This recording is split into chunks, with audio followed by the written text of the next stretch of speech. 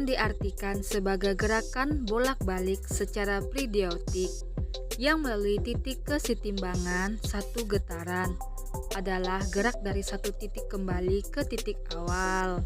Contoh lain adalah sinar gitar yang dipetik hingga senar tersebut bergetar. Gendang yang dipukul selaputnya atau pita suara saat manusia berbicara juga mistar yang salah satu ujungnya ditahan sementara ujung lainnya digoyangkan, itu juga contoh getaran.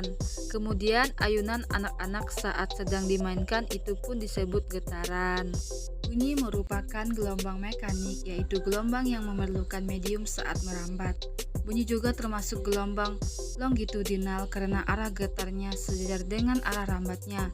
Syarat terjadi dan terdengarnya bunyi adalah ada sumber bunyi, ada medium, ada penerimaan bunyi yang berada di jangkauan gelombang bunyi, namun tidak semua suara yang dihasilkan oleh sumber bunyi bisa didengar telinga manusia.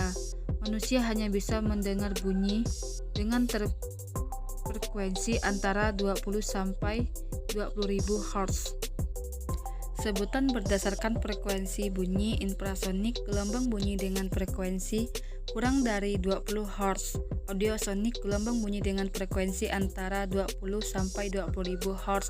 Frekuensi yang dapat didengar oleh manusia. Ultrasonik, gelombang bunyi dengan frekuensi lebih dari 20.000 Hz. Hewan yang dapat mendengar gelombang bunyi ialah anjing dan kelelawar.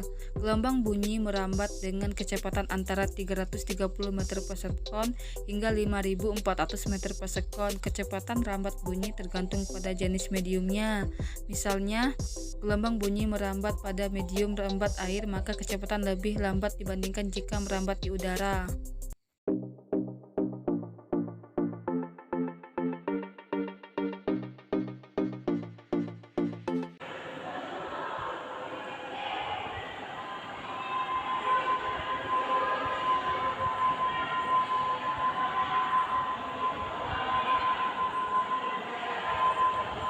Coba di gelas itu juga ya teman-teman.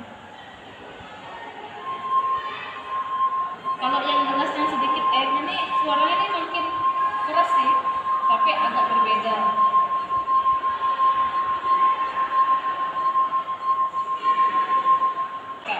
Apakah dia suaranya makin keras atau tidak? Kita buktikan.